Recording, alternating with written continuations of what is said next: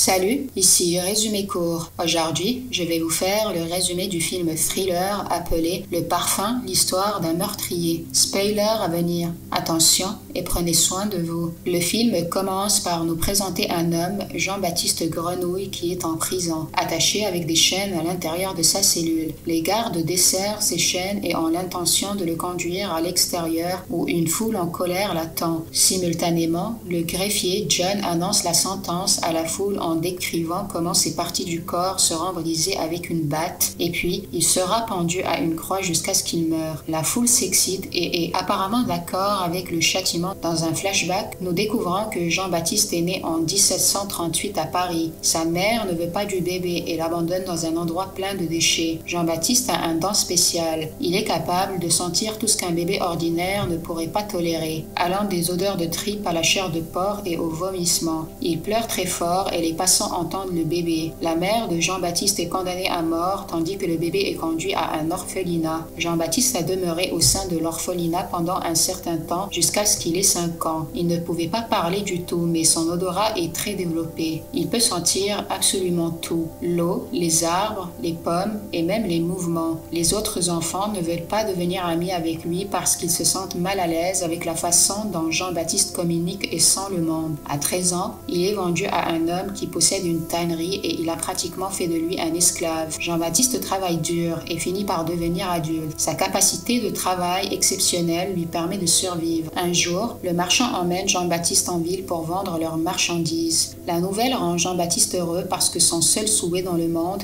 est de découvrir de nouvelles senteurs et la ville est un endroit parfait pour vivre de nouvelles expériences à travers son odorat. Ce jour-là, Jean-Baptiste découvre quelque chose de magique: les parfums. La nuit, Jean-Baptiste se trouve toujours dans la ville et il est attiré par une femme en raison de son parfum. Il se met à la suivre mais la fait fuir aussitôt car il attrape sa pomme et la renifle. La fille s'enfuit mais Jean-Baptiste est capable de la repérer à nouveau. Il se fait littéralement envoûter par l'odeur qu'elle dégage. Il s'approche d'elle et la sent pendant un moment jusqu'à ce qu'elle se rende compte qu'il est juste derrière elle. La femme tente de crier mais Jean-Baptiste lui couvre la bouche. Dans l'action, la fille meurt car elle ne peut plus respirer. Bien qu'elle soit morte, Jean-Baptiste couche la fille et déchire sa robe. Il sent chaque centimètre de ses jambes, organes génitaux, seins, abdomen, absolument tout. Jean-Baptiste est retrouvé plus tard par son maître et reçoit une sévère raclée. L'homme le menace en lui disant que s'il s'enfuit à nouveau, il le tuera. Jean-Baptiste se dit qu'il doit trouver un moyen de préserver les odeurs et que c'est un gâchis de ne plus pouvoir sentir l'odeur enivrante de la jolie fille encore une fois. Heureusement pour lui,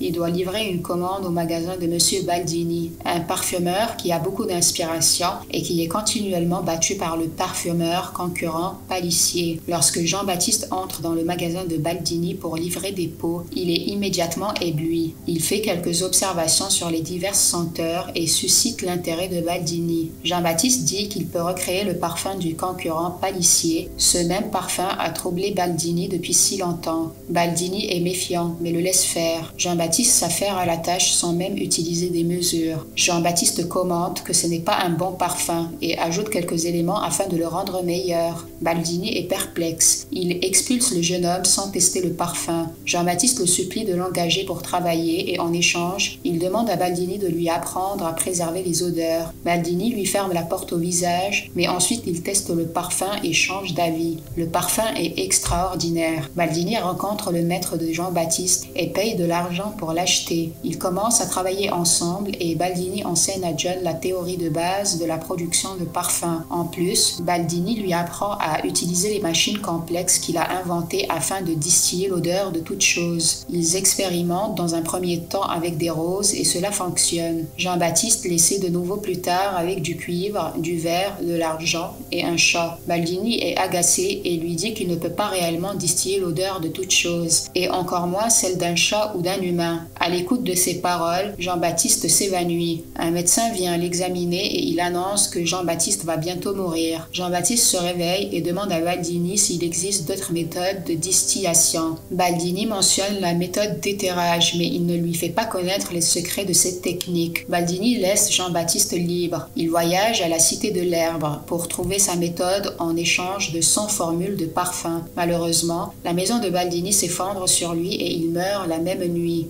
Jean-Baptiste commence son voyage et prend une douche sous la pluie pour se débarrasser des centaines d'odeurs odeur imprégnant son corps et ses vêtements. Jean-Baptiste atteint une ville et est instantanément attiré par l'odeur des belles jeunes filles. Il commence à travailler dans une usine là où la méthode d'effleurage est utilisée. Dans un grand réservoir, ils font bouillir des fleurs et des graisses animales. Une série d'événements met Jean-Baptiste face à face avec une belle jeune femme. Il la tue et la positionne dans le réservoir en essayant d'en créer un parfum. Il se fait presque prendre mais est capable de se couvrir à la dernière seconde. L'expérience échoue mais Jean-Baptiste n'abandonne pas. Un jour, il engage une prostituée afin de faire ce qu'il veut avec. Elle comprend qu'il est dérangé et le met dehors. Jean-Baptiste ne part pas. Il la tue et répartit de la graisse animale sur tout son corps. Au bout d'un moment, après que la graisse ait absorbé le parfum de la jeune femme, il se met à la retirer. Il fait bouillir la graisse dans un récipient puis il en extrait le parfum. Cette fois-ci, il est content du résultat qu'il a obtenu. Jean-Baptiste a développé un vif intérêt pour une rousse en particulier. Il la traque alors qu'elle se trouve chez elle. C'est probablement la fille d'un comte ou d'un duc. Bien qu'ils soient tous adultes, ils décident de jouer à cache-cache. L'opportunité se présente et Jean-Baptiste kidnappe 2 jeunes jumelles et les tue pour produire plus de parfum. Plus tard, les corps des jeunes femmes sont retrouvés inanimés et il semble que le tueur n'en est pas à sa dernière victime. Il tue de plus en plus de femmes et produit de plus en plus de parfums de différentes femmes. Il commence à mélanger les parfums ensemble et produit sa propre signature, le meilleur travail de sa vie. Il vaut la peine de mentionner qu'il n'a pas causé de dommages à Laura, la rousse qui l'intéressait le plus. Un homme est arrêté pour les meurtres, mais ce n'est pas le vrai coupable. Jean-Baptiste est toujours libre et il continue de traquer Laura. Tout en ayant l'intention de la capturer, Laura est sauvée par le son de la cloche. Jean-Baptiste ne lâche pas l'affaire et tente de s'introduire dans la chambre de Laura. Son père a une mauvaise intuition et court vers sa chambre. Son intuition était correcte. Laura va bien, mais Jean-Baptiste s'est échappé et est parti depuis longtemps. Le père de Laura l'emmène hors de la ville. Ils séjourneront temporairement dans un hôtel. Jean-Baptiste suit leurs traces et court pour les rattraper. Le père de Laura lui annonce qu'il a pris des dispositions et Laura se mariera à quelqu'un, même si elle ne l'aime pas. Son père a déjà tout en tête. Jusqu'à ce que le mariage ait lieu,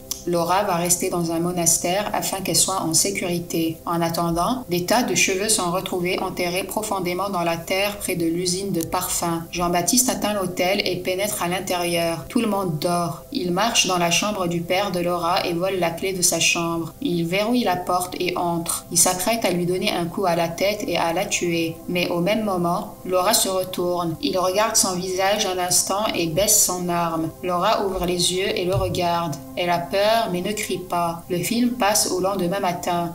Le père de Laura se réveille et trouve la clé de la chambre de Laura sur son bureau. Il entre dans sa chambre. Dans un premier temps, la lumière l'aveugle et lorsqu'il est capable de voir, il perçoit sa fille gisant morte sur le lit avec les cheveux découpés, tout comme les autres victimes. John est finalement arrêté et torturé. Le père de Laura lui a demandé pourquoi il a tué sa fille. Jean-Baptiste répond qu'il avait besoin d'elle. Le père de Laura fait preuve d'imagination et lui décrit la façon dont il va souffrir une fois que ses membres brisés seront placés sur la croix. Un homme est attaché à la croix et un autre le frappe violemment avec une batte pour briser ses membres. La couronne applaudit et apprécie la douleur du meurtrier. Mais ce n'est pas Jean-Baptiste. Jean-Baptiste est probablement le prochain. Nous revoyons ensuite la scène d'ouverture du film où les gardes entrent dans la cellule de Jean-Baptiste. Ils ont reçu l'ordre de lui retirer les chaînes. On voit que Jean-Baptiste a glissé quelque chose dans ses pommes de main. Les gardes l'enchaînent et le battent. Jean-Baptiste ouvre la petite bouteille qu'il a cachée dans ses mains. Les gardes le regard d'une drôle de façon. Une charrette amène Jean-Baptiste à l'endroit où se déroulera l'exécution. John sort de la charrette, mais il est désormais bien habillé et la foule semble l'apprécier. Jean-Baptiste se dirige vers le bourreau et ce dernier s'agenouille devant lui, acclamant que cet homme est innocent.